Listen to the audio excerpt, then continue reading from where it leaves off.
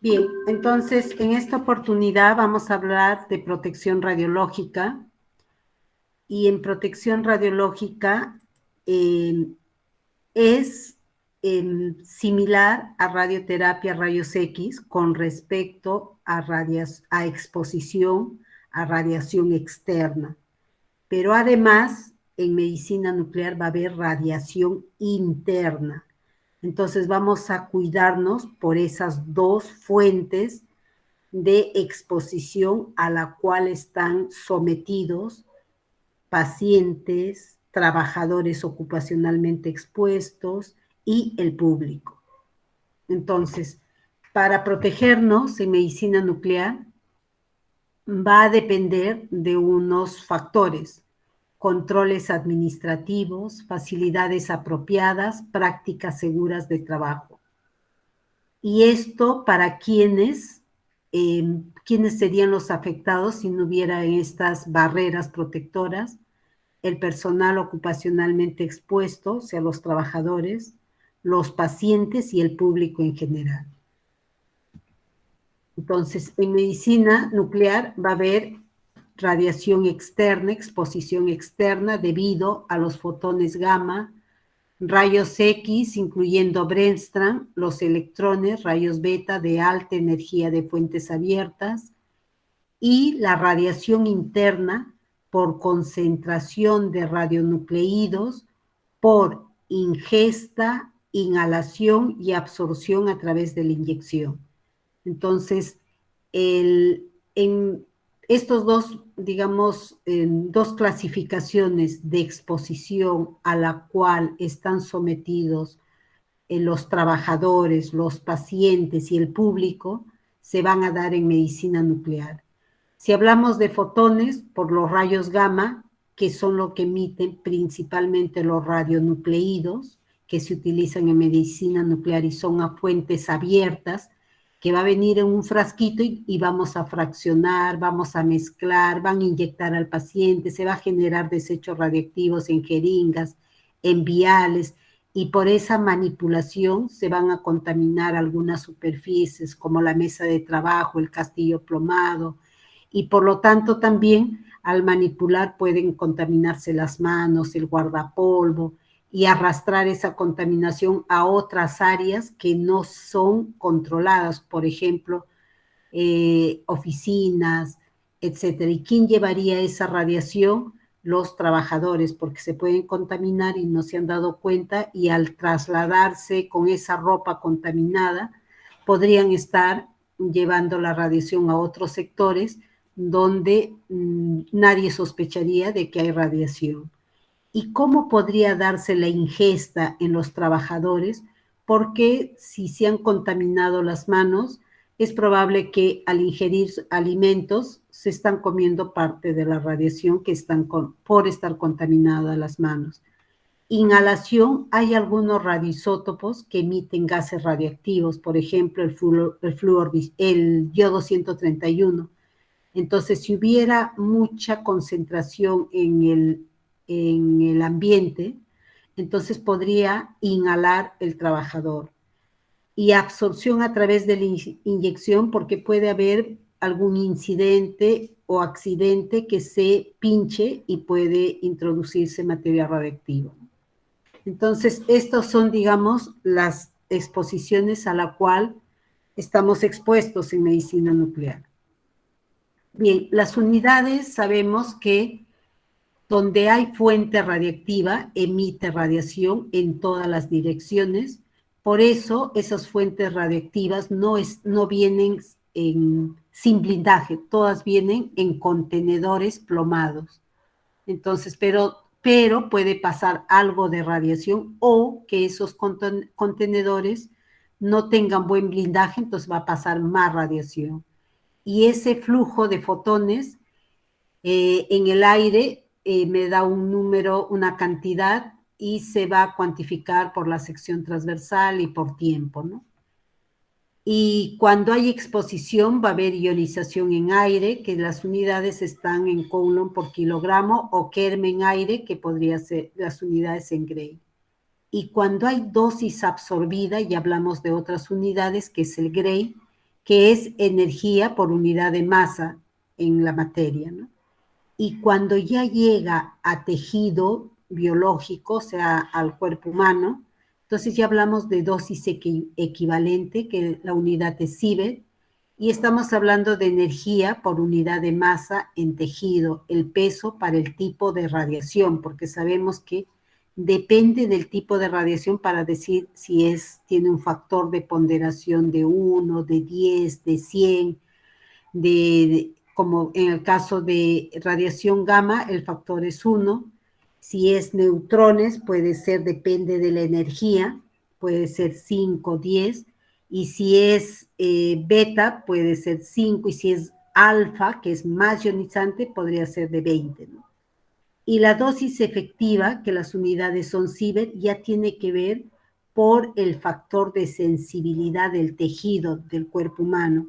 Entonces hay partes del tejido humano que tienen más sensibilidad, como por ejemplo gónadas, cristalino, mientras que también la médula o también eh, los seres más sensibles son los niños y el feto, ¿no? Entonces, hay, hay tejidos sensibles, entonces esos factores de sensibilidad se consideran para el cálculo, para también cuantificar si ha llegado, cuánto daño ha podido tener por efecto de la radiación. Bien, sabemos también que hay efectos biológicos y que se van a dar bien porque hay una dosis grande y que se ha clasificado en efectos determinísticos y efectos estocásticos. Los efectos determinísticos son determinados por, bueno, su mismo nombre dice, porque ya hay un umbral y va a haber daño. O sea, pasado ese umbral ya hay daño. Entonces, por ejemplo, si pasa los 500 milisievert en la piel, ya se va a notar, va a haber quemazón, va a haber daños en la piel, como lo que se ve en tratamientos de radioterapia. Y pasado esos umbrales ya se nota el efecto de la dosis que ha recibido y los daños son evidentes.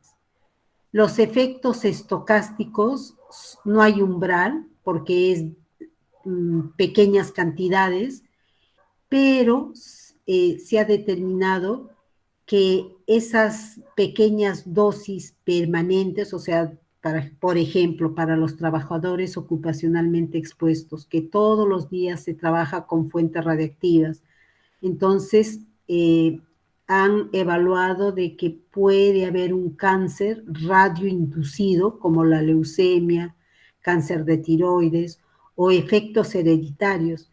Entonces, por eso también el afán de que la dosis de los trabajadores sean tan bajo como sea posible, tratando de optimizar de que si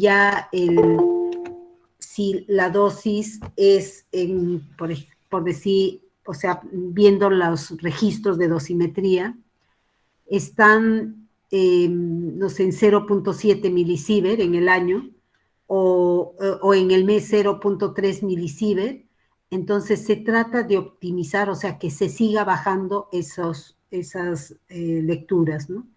Entonces, pero también sabemos que nuestro trabajo, sabemos que hay radiación, que ese es digamos, nuestro riesgo de trabajo, y, y tratamos de hacer lo mejor que se pueda, y no va a haber radiación cero en nuestra práctica, y por lo tanto tampoco no se puede pretender que nuestro registro esté con la dosis mínima.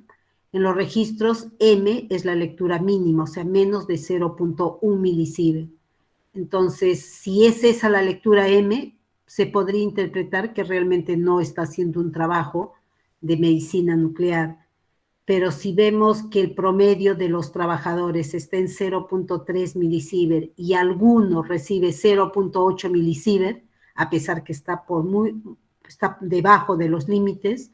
Entonces, ese 0.8 sí nos debe preocupar porque debería llevarse a los límites de los demás, que es 0.3. Entonces, esto vamos a ir hablando algunos casos y ustedes ya nos irán viendo cómo es un poco, digamos, el sistema de nuestro trabajo como físico médico y como OPR, que debemos tener esa, digamos, esa preocupación y ver la manera de bajar la dosis de los que están subiendo.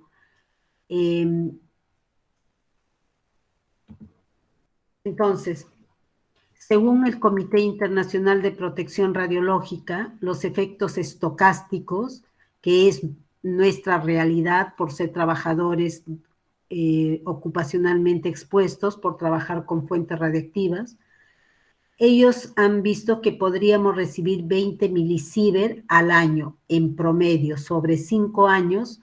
Si en un año se recibe 50, en los otros 4 años podríamos recibir 50. O sea, en 5 años podrían estar los, digamos, 100 milisievert podríamos recibir en 5 años. Entonces, 100 entre 5, 20 milisievert en promedio en un año. Eso es para los trabajadores. Para el público en general, el límite es 1 milisievert por año. En algunas circunstancias, no más que 5 milisievert en 5 años, eso dice. Entonces, también ahora han puesto límites para un familiar que puede ayudar al paciente, que no hay límite de dosis para el paciente, pero el familiar, como le va a ayudar porque es un paciente que no puede valerse por sí mismo y necesita ayuda, entonces un familiar va a darle esa asistencia y han puesto como límite 5 milisievert por esa práctica, por estar a su lado ayudándole para que se realice el estudio, para que vaya al baño, para que salga, para el transporte, etcétera. Bien, entonces también en los límites determinísticos, o sea, hemos dicho esos umbrales que sí existen unos niveles que dicen, si pasa este valor, probablemente va a haber daño. Entonces, por ejemplo, en cristalino, hasta hace 5 años, decían que el límite era 150 milisievert por año, pero han visto que era mucho ese umbral, que antes, o sea, con 100 ya había daños. Entonces ahora lo han bajado a 20 milisievert por año. Eso es el, digamos, el límite que han puesto para el cristalino. Piel, 500 milisievert, es menos sensible la piel y es eso el valor, 500 milisievert por año. Estamos hablando de los trabajadores. Y manos y pies, 500 milisievert por año. Y para el público, el límite sería para cristalino, 15 milisievert, y piel 50 milisievert por año. Bien, ¿qué pasaría si en medicina nuclear una trabajadora está embarazada? Entonces, se ha contemplado que sobre el abdomen debe usar un dosímetro, aparte del dosímetro que usa al nivel del bolsillo izquierdo del guardapolvo, que está más o menos a la altura del corazón, por ahí, el bolsillo. Entonces ahí se usa normalmente un dosímetro.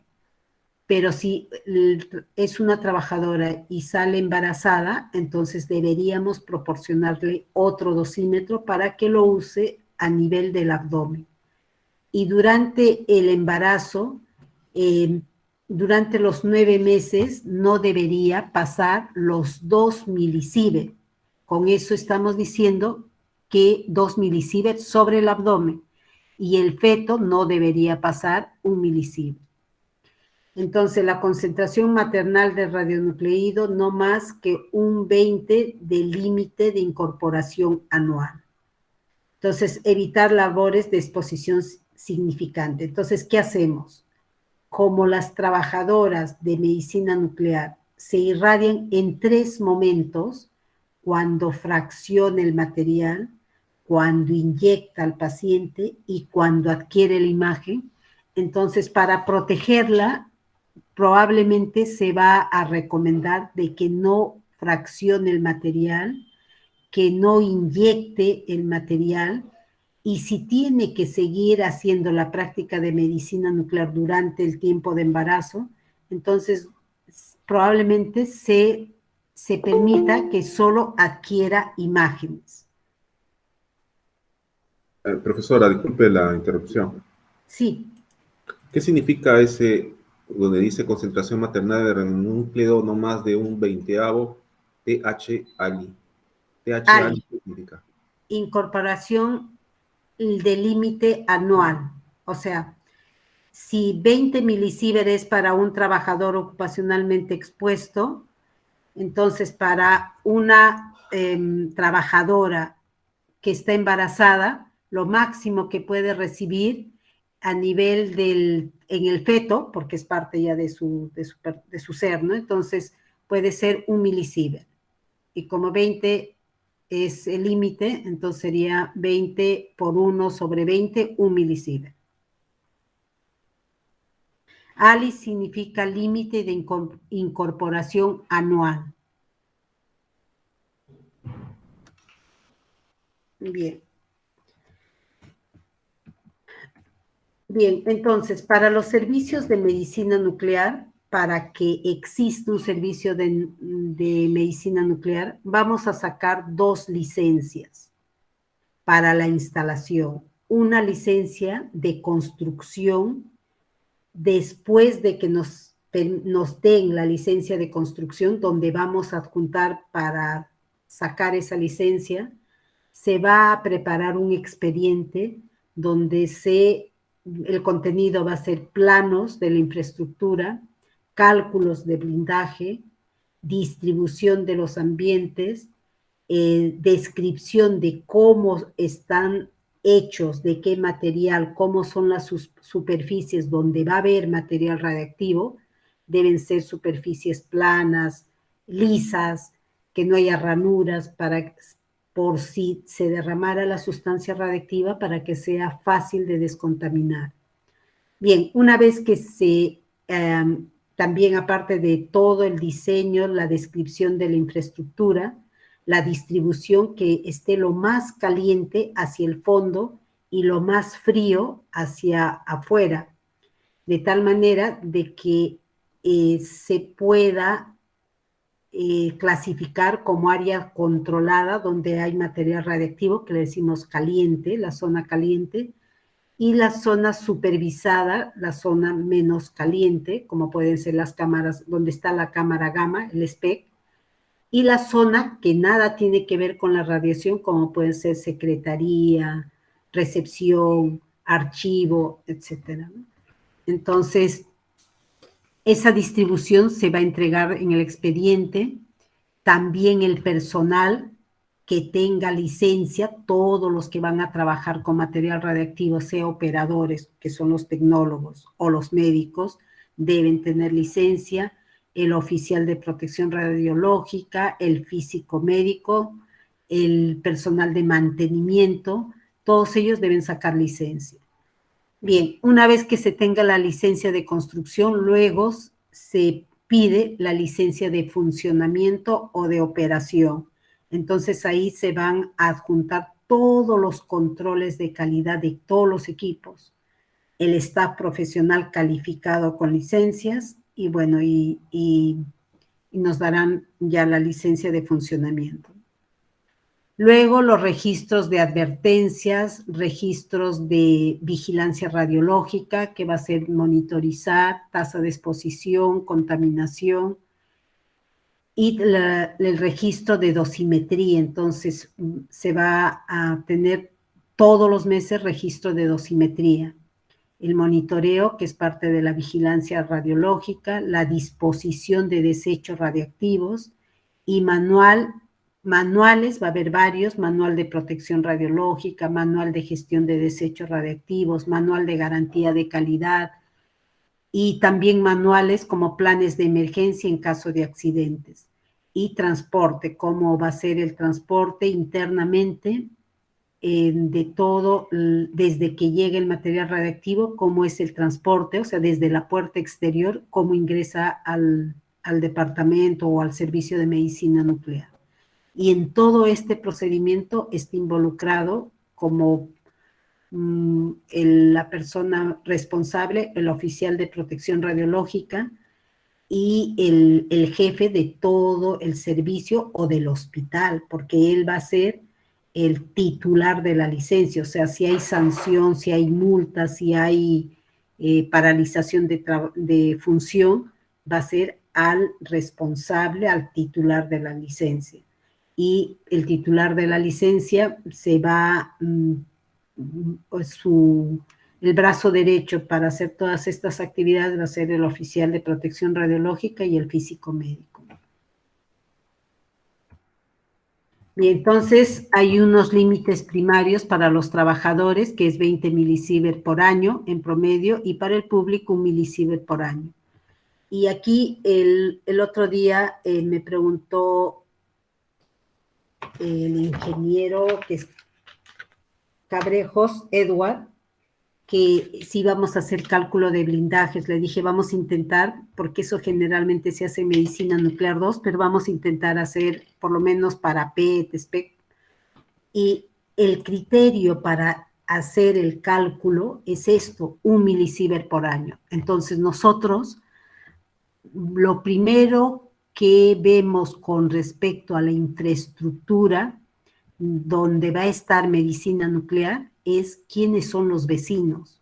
Entonces, porque un vecino que sea una casa, un público, se va a considerar como público, o sea, el criterio es que al vecino se le pase en el año 1 milisievert como máximo.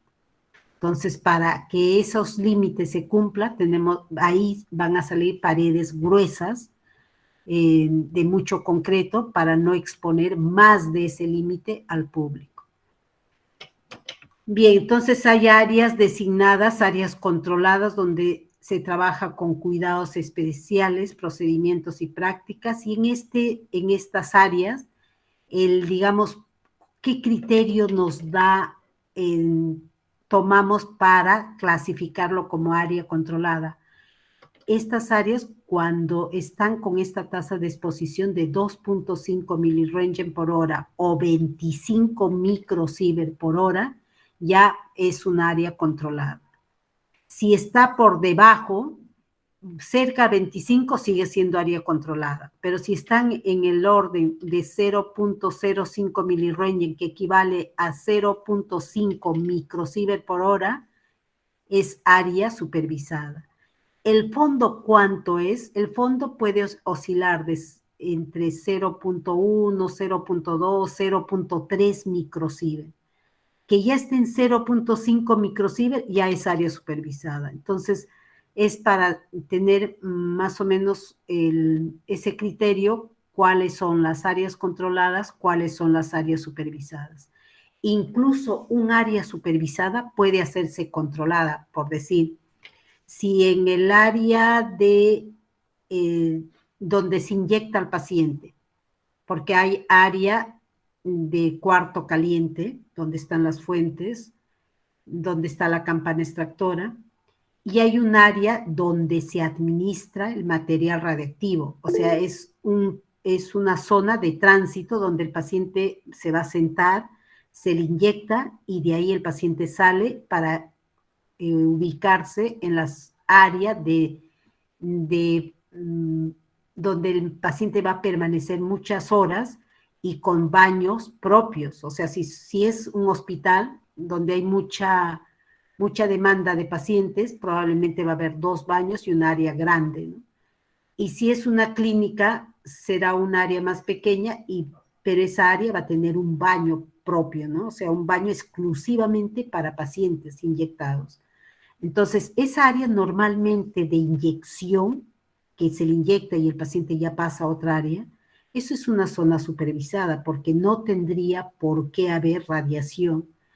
Pero si es mucho los pacientes y ahí dejaran los desechos radiactivos en forma temporal, o sea, por un tiempo, eso se podría convertir en una zona controlada.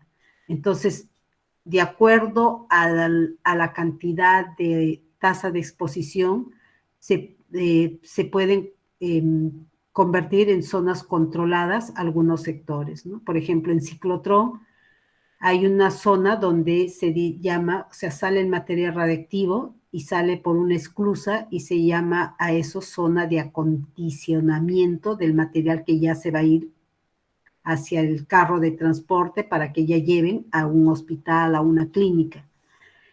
Pero si ese material va a permanecer mucho tiempo en sala de acondicionamiento, entonces esa área se puede convertir en zona controlada.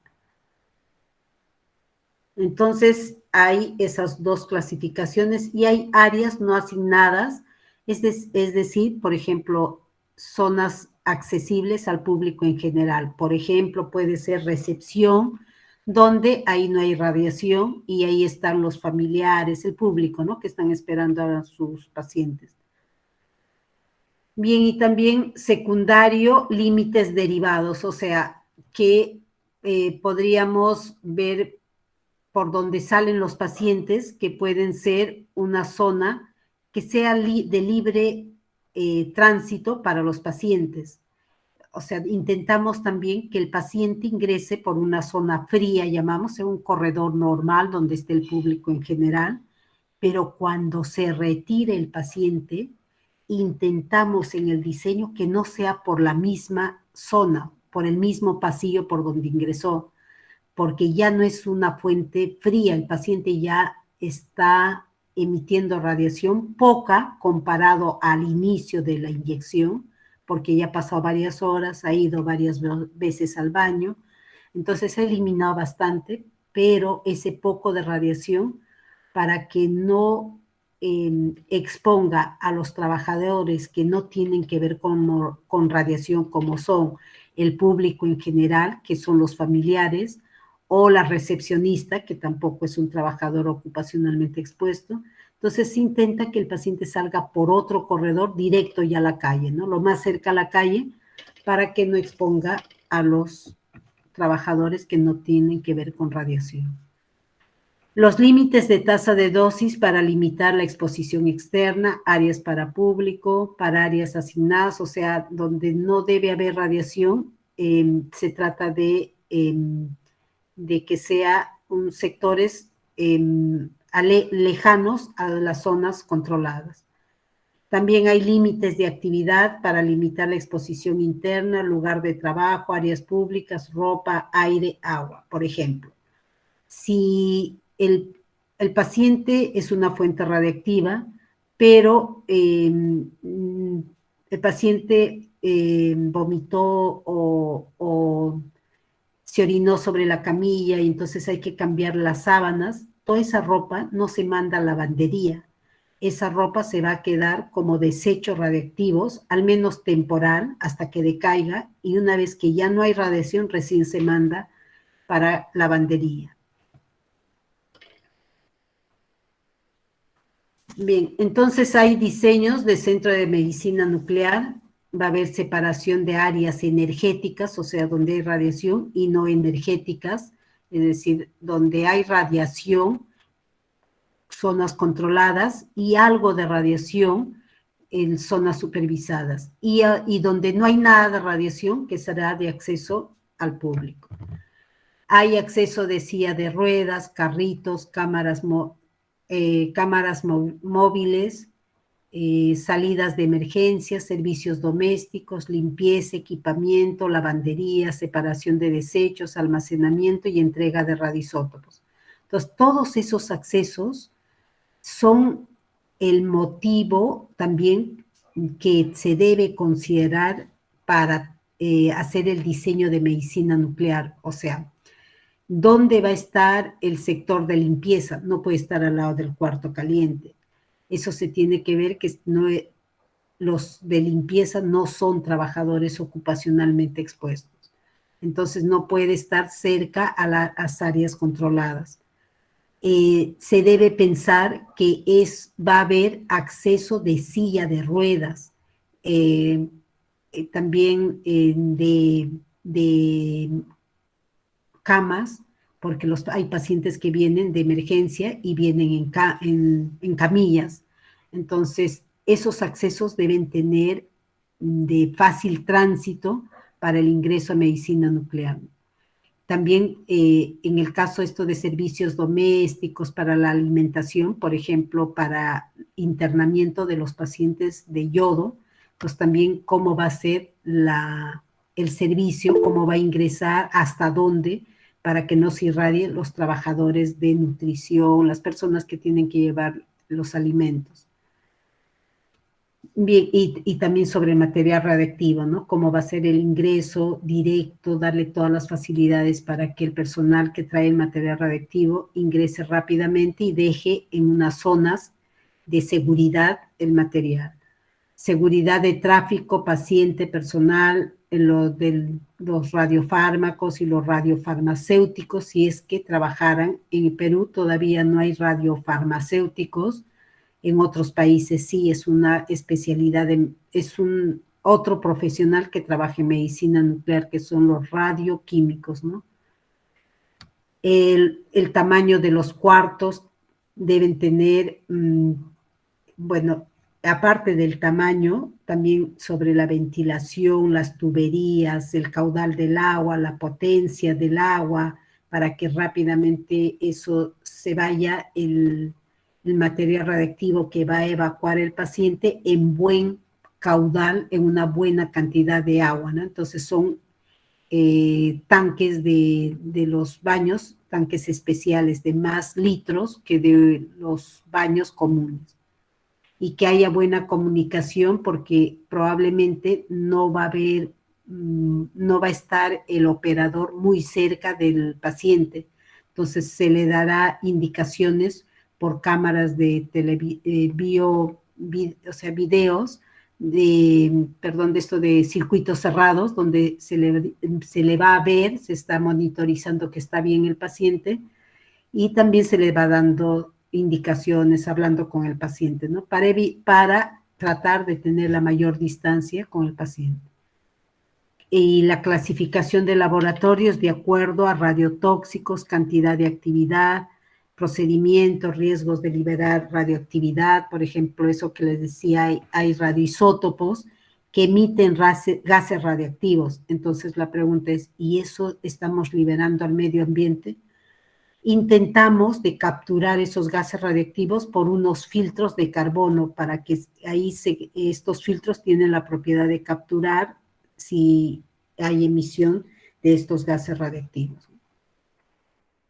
Bien, entonces la construcción tienen unas características diferentes a otras áreas. Deben ser los pisos continuos, no absorbente, lavable y que no tenga penetraciones. Las paredes deben ser blindadas, libre de flancos de colección de polvo y tuberías.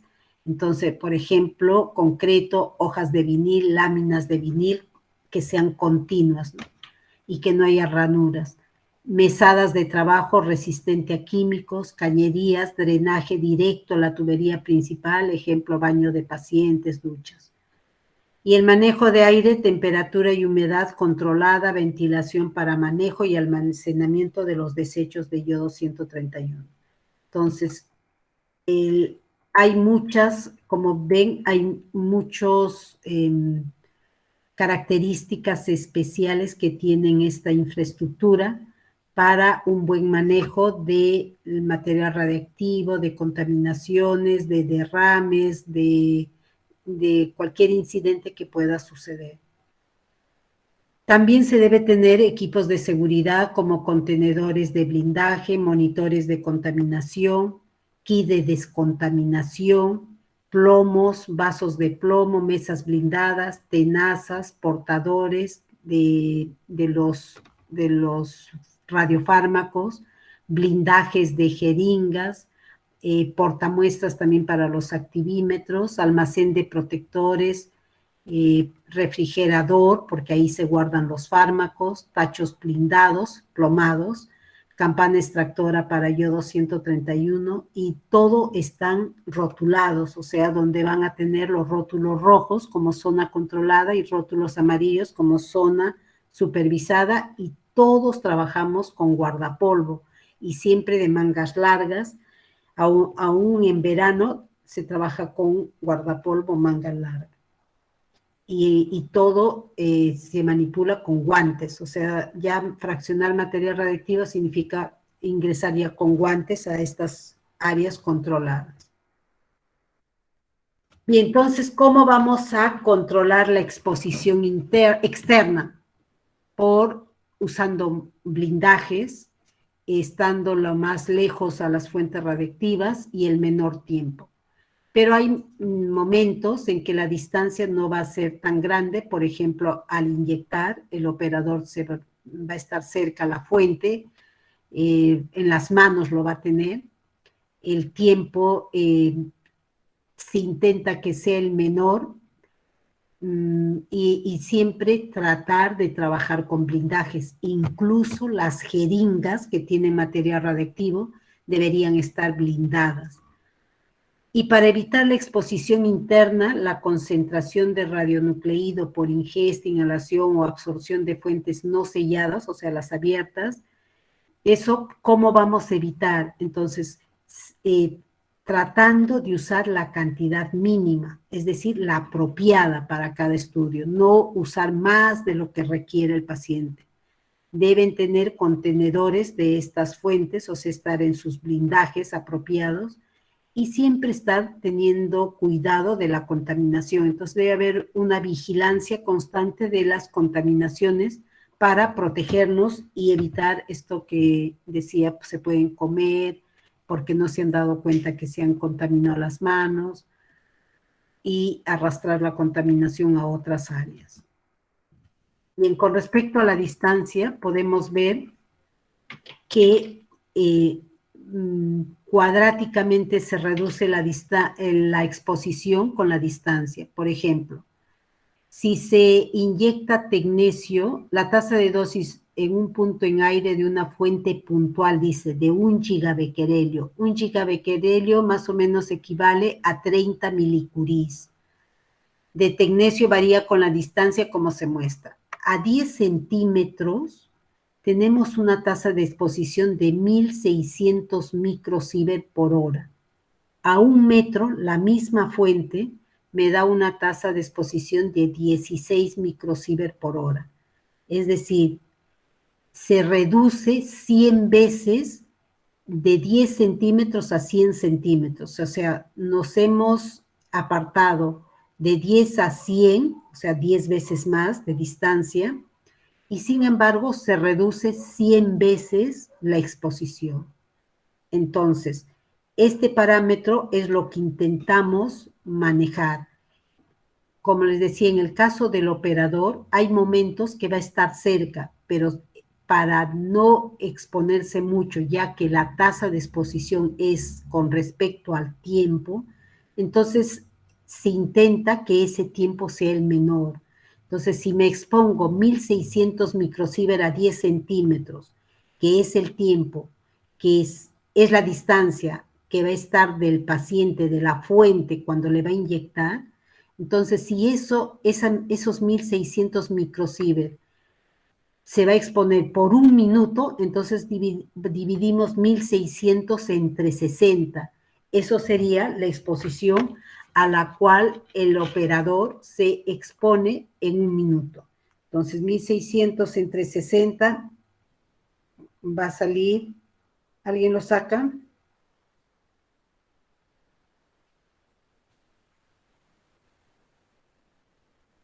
Sería 26.7. Perfecto, 26 microsievert.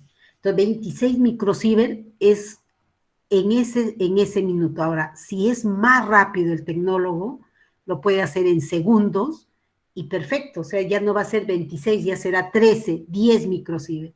Y si ese tecnólogo utiliza blindaje de plomo para la jeringa, ya no va a ser 1600, ya será 160, que atenúe 10 veces. 160 microsievert. En 1 minuto ya no va a ser 26, va a ser 2.6 microsievert. Esa es la manera óptima de trabajar. Entonces, esa tarea, ¿quién lo va a tener? probablemente es motivación de todos, preocupación de todos de exponerse poco, pero como todos tienen muchas tareas, los tecnólogos están muy abocados a su tarea de preparar el material, de inyectar, de adquirir la imagen, 7 pacientes, no va a tener toda esa, digamos, ese cálculo, esa logística, esa justificación por qué se necesita blindaje, por qué se necesita tener un reloj de repente en el cuarto caliente para que no haya no se queden mucho tiempo los operadores, etc. Entonces, eso lo va a ver el OPR y el físico médico. Entonces, para tener, digamos, esa vigilancia así muy dinámica y tratar de bajar la tasa de exposición. Bien, entonces, otro factor que influye mucho es el tiempo. Entonces, cuanto menos tiempo, menos radiación va a recibir. Y aquí vemos que los trabajadores que empiezan la actividad, o sea, gente joven que esté iniciándose en medicina nuclear, por no tener la experiencia de inyectar, de fraccionar al inicio, se demoran mucho y digamos, en esa curva de aprendizaje, los primeros meses probablemente va a salir con más lectura, pero para mejorar esa práctica, se intenta que su capacitación sea bastante como de mayor intensidad al inicio, como se llama esto ahora se llama siempre inducción, así para el personal nuevo, lo primero que se hace es capacitación de inducción. Entonces tratamos de que también en frío, o sea, como que practique con agua, la inyección, la dispensación, o sea, el fraccionamiento, y después ya con material radiactivo y luego ya acá en campo, ¿no? Entonces, para que sea de menos exposición esa curva de aprendizaje, ¿no? Bien, vemos aquí que en medicina nuclear se usa mucho radioisótopos. El que más se usa en medicina nuclear convencional es el tecnecio, molibdeno y tecnecio. Por ejemplo, en Huancayo, molibdeno y tecnecio. ¿Por qué? Porque van a usar generadores. En Lima usamos los dos, molibdeno, o sea, generador de molibdeno y tecnecio. Tecnecio todos los días nos distribuye el IPEN, y en algunos casos se compra molibdeno en el sector privado, también me parece en el seguro, compran generadores con el fin de tener material disponible todo el tiempo y también buena concentración, porque hay algunos fármacos que necesitan que haya buena concentración de material radiactivo. ¿Qué es eso? Que en pequeño volumen haya alta actividad. Entonces, un generador eso me permite, porque un generador de un Curie, por ejemplo, o de 700 megabecquerelios, las primeras soluciones se va a sacar en pequeños volumen, grandes actividades. Entonces, y algunos fármacos lo requieren que sea así bien concentrado, por lo tanto se tiene que comprar generadores y bueno, tenemos la suerte de tener tecnecio, porque el IPEN está en Lima y distribuye a todos los centros de medicina nuclear que lo requieran.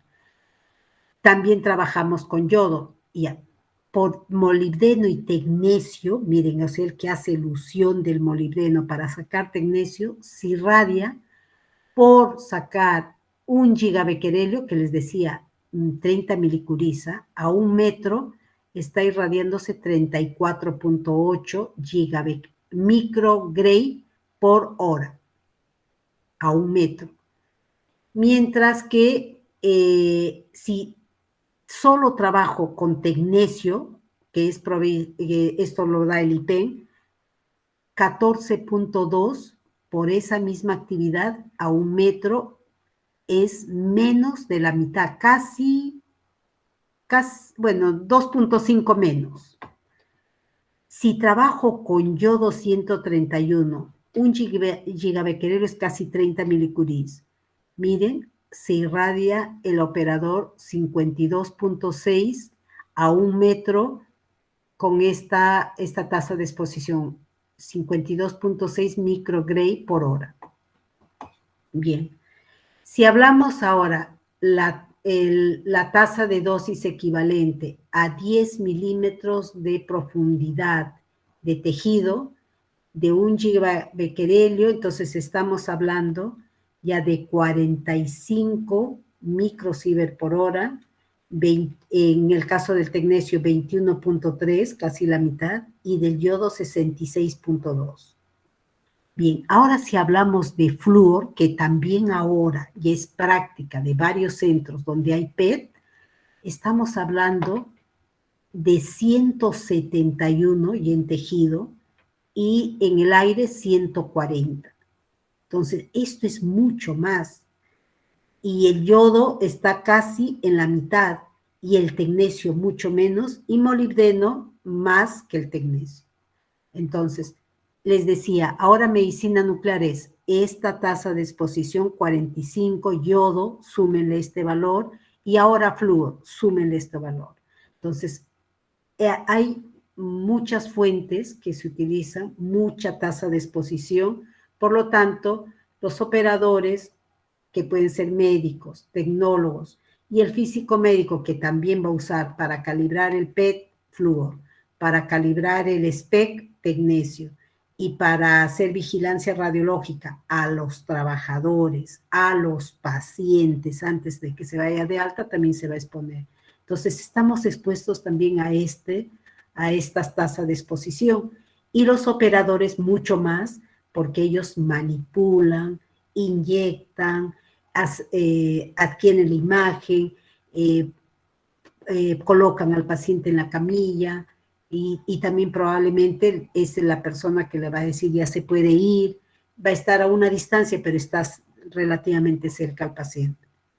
Bien, ahora con respecto a los blindajes. Hay atenuación gamma y también de rayos X a través de un material de alta densidad. Y ese material generalmente es plomo o concreto o tuxteno. Y lo que vemos es que la radiación que pasa va a ser igual a la actividad inicial por el exponente a la menos mu X. ¿Y qué es mu?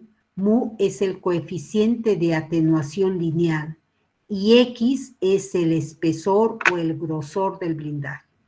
Entonces, si es concreto, el espesor de concreto por el coeficiente de atenuación del concreto.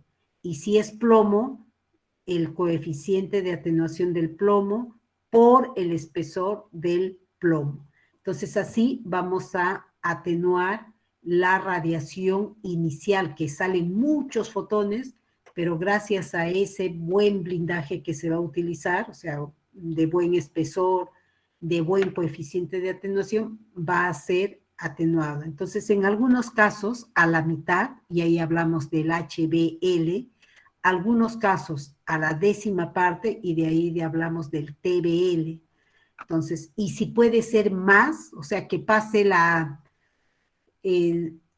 no sé, casi el 10% y el 90% se atenúe, probablemente el espesor va a ser mayor y por lo tanto nos vamos a blindar mucho más.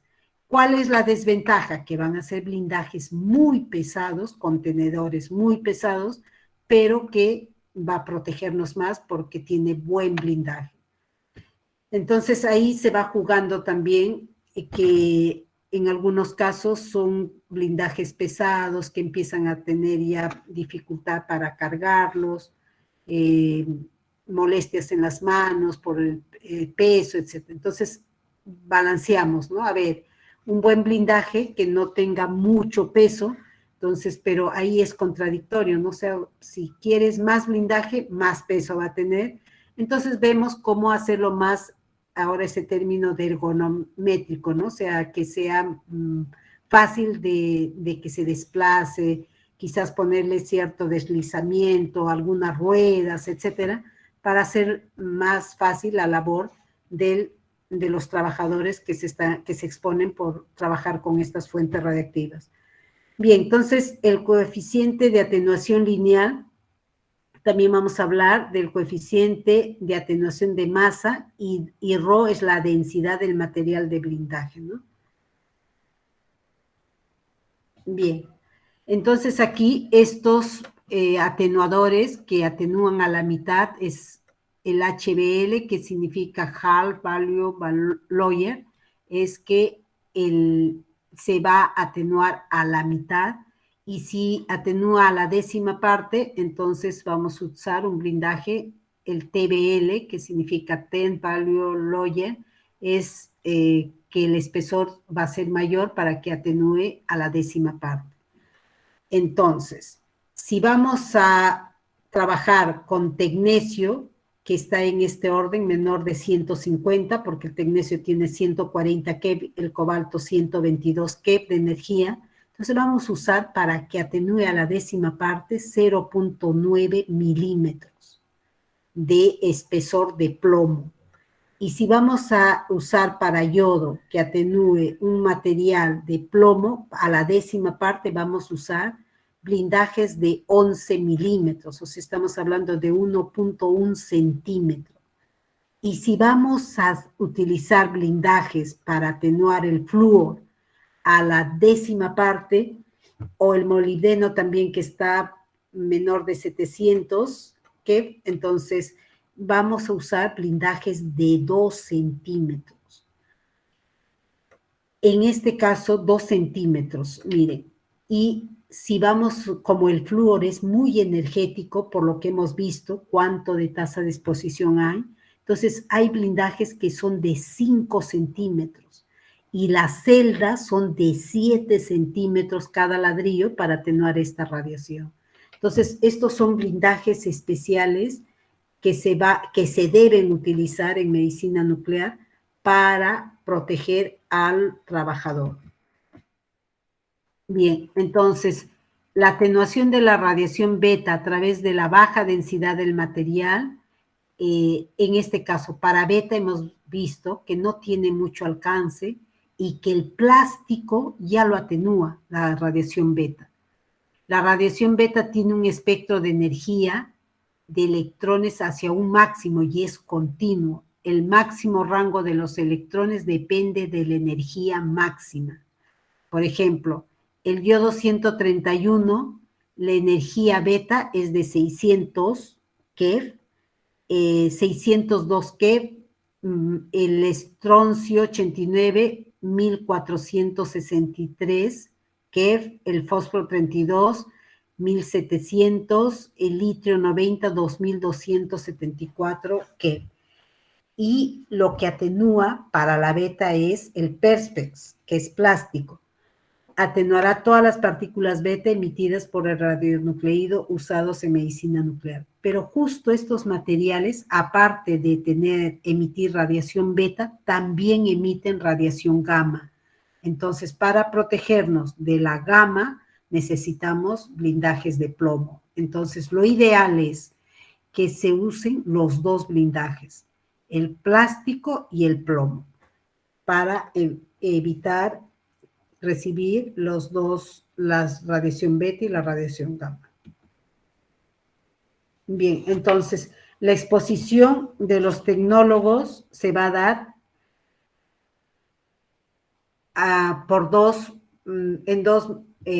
en tres momentos. La externa va a ser 1/3 cuando prepara y dispone radionucleido, 1/3 cuando pone la inyección y 1/3 cuando escanea al paciente, o sea, cuando está en el equipo.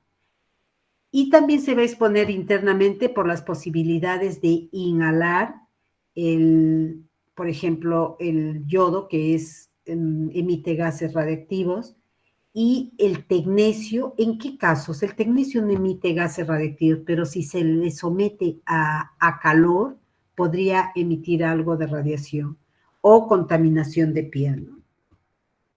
Bien, entonces, tasa de dosis de los radiofármacos. Vemos, de acuerdo a la actividad, que la tasa de exposición a 1 metro. Entonces, el yodo 131. Para una actividad de 150 megabecquerelios o 0.15 gigabecquerelios. Entonces, 150 megabecquerelios equivale en milicuries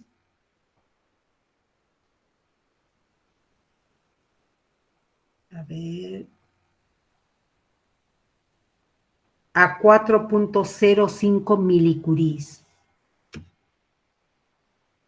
A ver, 370. Ya, perfecto. 4.05 milicuries, yodo 131.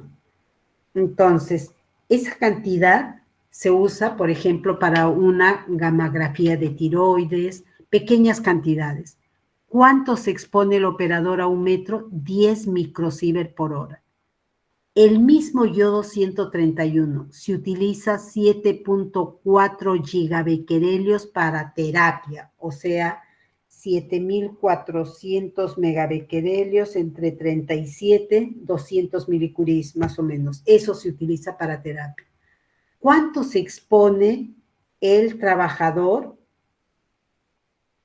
Miren la cantidad, 490 microsievert por hora a 1 metro.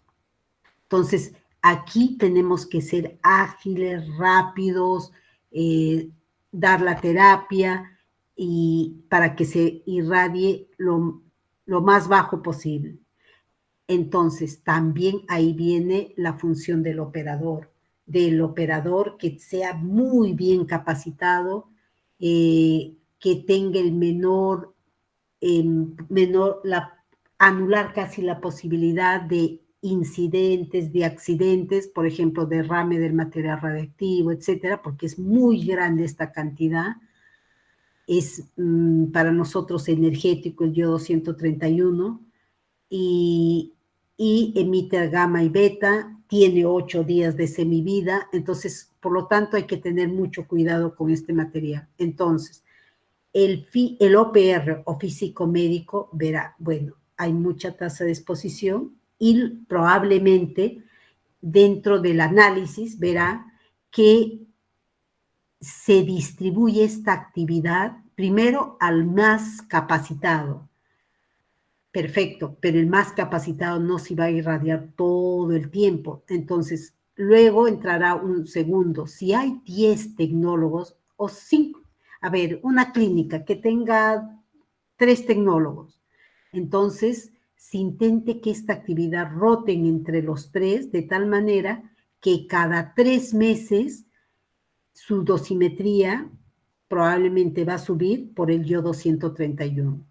Entonces, de acuerdo al número de pacientes tratados, uno puede ver si están bien, o sea, los niveles están bajos o hay necesidad de mejorar esta práctica, quizás por un sistema de administración más segura, más blindada, o de repente que haya otro tecnólogo para que baje la dosis para todos y sea, digamos, manejable y no haya mucha radiación para ninguno de los trabajadores.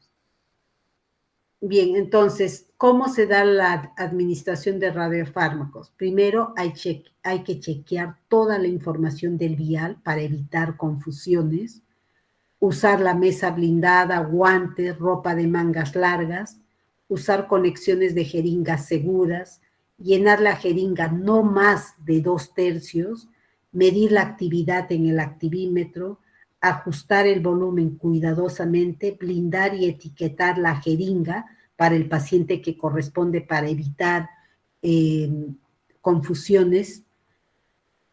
Y cuando se va a administrar, o sea, se va a inyectar, chequear toda la información de la etiqueta de la jeringa, chequear el nombre del paciente, use cánulas para venas difíciles. ¿Qué significa eso? Les decía, el tecnólogo tiene el material radiactivo en las manos. Ojalá que estén blindadas esas jeringas, pero lo tiene muy cerca.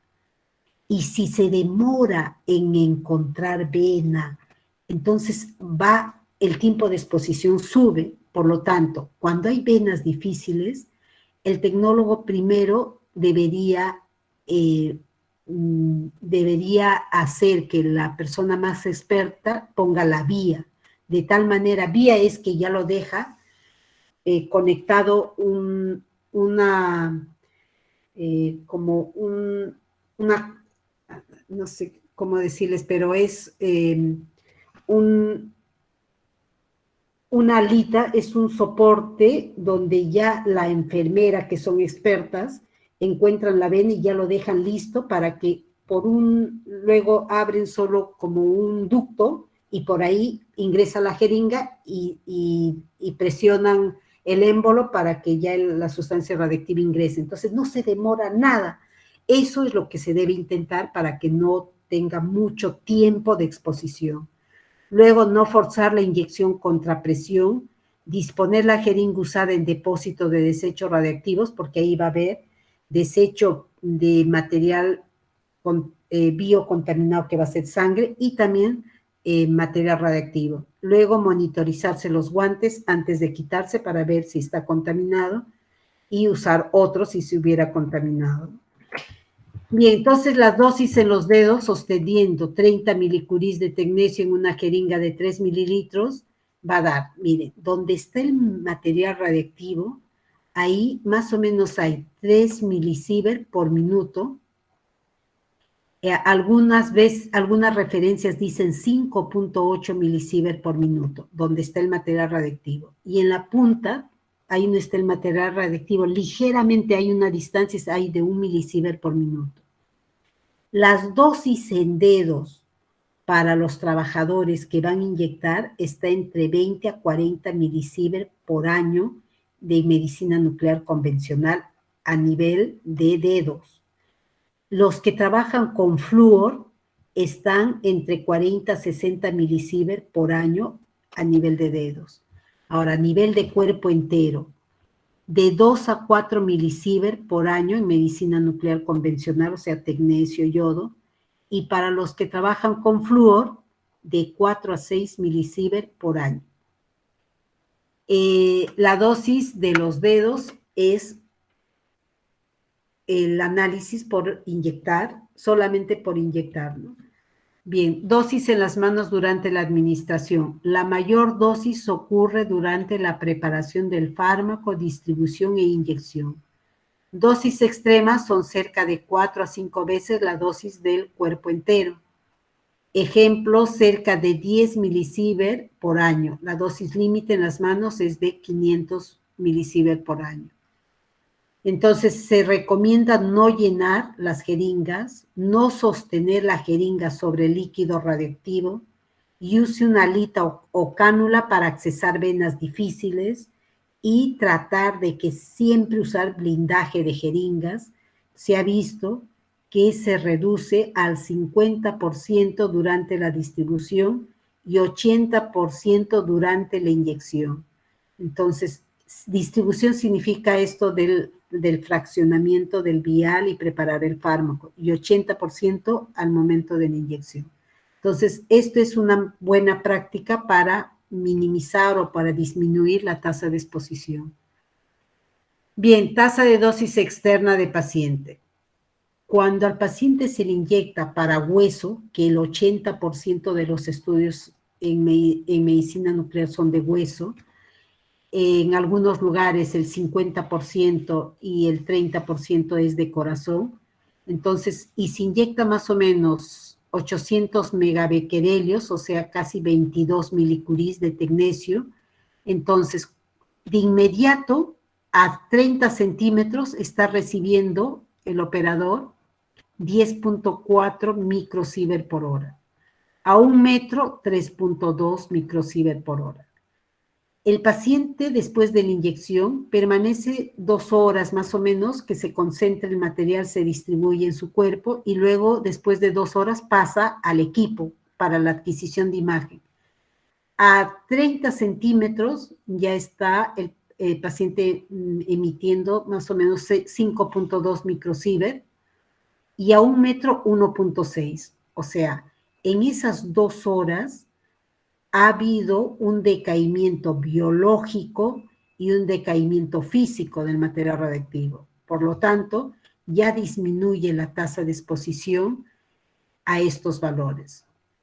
Ahora, si fueran físico nada más, a las 6 horas recién bajaría la mitad, pero no es físico. Esto ya es vida efectiva, porque ha habido vida física y biológica.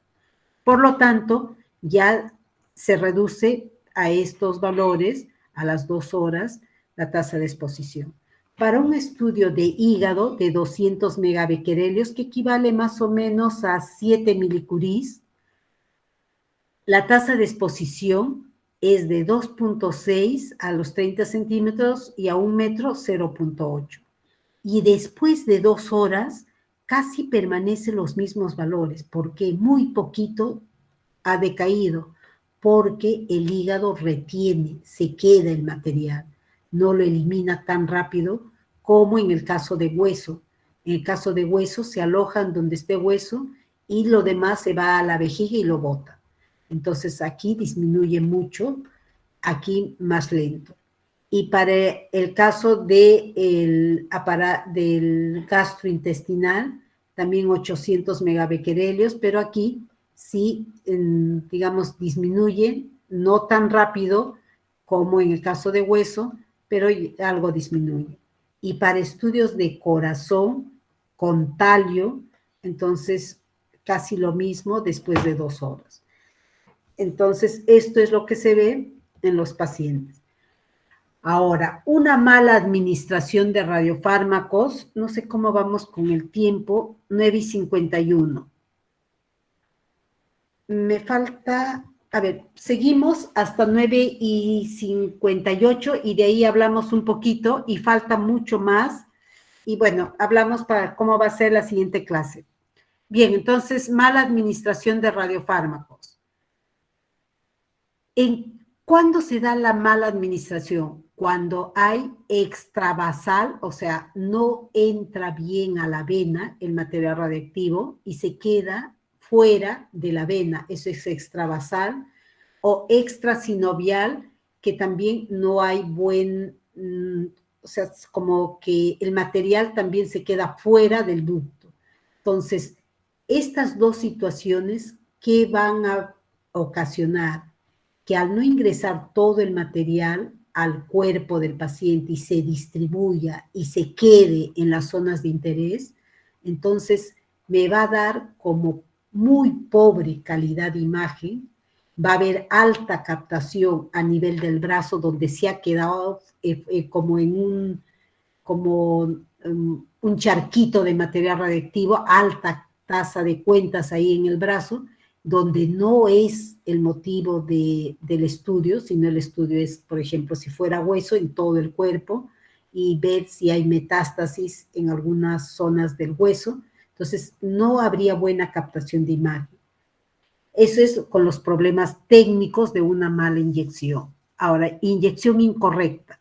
¿En qué caso se puede dar? Por equivocación de paciente, equivocación de radiofármaco, equivocación de radionucleído, que no hay agente liofilizado en el vial, o sea, no está todo cumpliéndose esto de las presiones, de que esté estéril, etcétera, equivocación en procedimientos de reconstitución, uso de fármacos expirados o también de material radiactivo expirado, fotopico equivocado, cámara no lista para los estudios, impurezas de radionucleídos y actividad equivocada. Todo esto nos va a dar lugar a que no sea efectivo la protección radiológica, porque si me equivoco de fármaco, ese estudio no sirve. Si me equivoco de radionucleído, no va a servir. Si no es estéril el producto, hasta puedo hacer daño al paciente. Si está mal el fármaco, está vencido, probablemente no haya buena captación, etc. Entonces, al final, estamos siendo en contra de protección radiológica, en contra de ética, en contra de mucho, pero lo que nos corresponde a nosotros es protección radiológica. Entonces, hasta que el equipo no está bien calibrado, probablemente. Entonces, todo eso tiene que ver con protección radiológica. Por lo tanto, y gran parte nos toca a nosotros estas tareas, que debemos manejar bien. Sabemos que hay radiación por el radón, o sea, radiación natural, en un 44%, y por lo tanto todo el mundo está expuesto a estas fuentes de radiación, los rayos cósmicos, la radiación terrestre por las rocas, la radiación en el cuerpo humano tenemos radiación como el potasio, y la radiación ya externamente producida como rayos X y los de medicina nuclear. Entonces, estas técnicas, ahora les decía, los equipos, tendencia ya del futuro es que el equipo de medicina nuclear venga junto a un equipo de tomografía de rayos X. Entonces, por lo tanto, estas dos radiaciones se van a sumar, que suma al paciente la radiación. Sin embargo, sigue siendo poca con respecto a otras fuentes de radiación. Entonces, en forma natural, estamos expuestos más o menos en un 86%, y eso equivale a 2.4 milisievert por año. Y la radiación hecha por el hombre, que serían estas radiaciones de medicina nuclear y de rayos X, está en el orden de 0.4 milisievert por año. Entonces, una persona que común, digamos, está recibiendo 2.4 milisievert por año, y uno que trabaja, además de estos 2.4 más 0.4, estaríamos recibiendo 2.8. En proporción es poco lo que recibimos, pero sin embargo, como hemos visto, que esta radiación podría producir algún daño a la larga, pero que no hay literaturas concluyentes que digan, por haber recibido 0.4 por año ya tienes un cáncer de hecho debido a esa radiación. No hay esa literatura, pero intuyen, porque en los accidentes grandes como el de Chernobyl, como las bombas nucleares de Hiroshima y Nagasaki, etcétera, ha habido daños por mucho tiempo a todas las personas que han recibido la radiación producto de esas bombas a mucha distancia de donde fue el epicentro.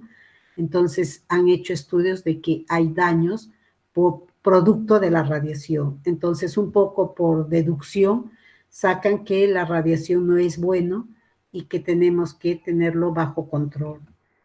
Bien, entonces, aquí un comparativo en rayos X, cuánto uno se irradia, y esto de medicina nuclear. Entonces, un comparativo. Por ejemplo, en CT puede llegar una radiación de 10 milisievert. En medicina nuclear, un comparativo con flúor 18 sería más o menos lo mismo. Pero por estudios de hueso, de riñón, estamos recibiendo más o menos 4 milisievert, está recibiendo el paciente. Entonces, pero es necesario, aquí beneficios versus riesgos, que se someta a este tipo de diagnóstico, de estudio, para saber y darle el tratamiento más acertado para curar, ¿no?, el mal. Bien, y eso es todo. Entonces, ahorita justo 9:58. A ver, ¿quiénes están todavía? ¿Todos están? Sí, Manuel. Sí, profesora. Profesora. Sí, todos están, ya. Seguimos No sean aún. Sí, todas existen todavía. A ver, voy a preguntar, ¿está Dani Apaza? Profesora, disculpe, pero me comunicó que estaba mal de salud, que no iba a poder ingresar hoy día. Ah, ya, perfecto. Voy a parar la grabación y algunas preguntas voy a hacer. Profesora, yo tenía una pregunta. Sí, dime, Rona.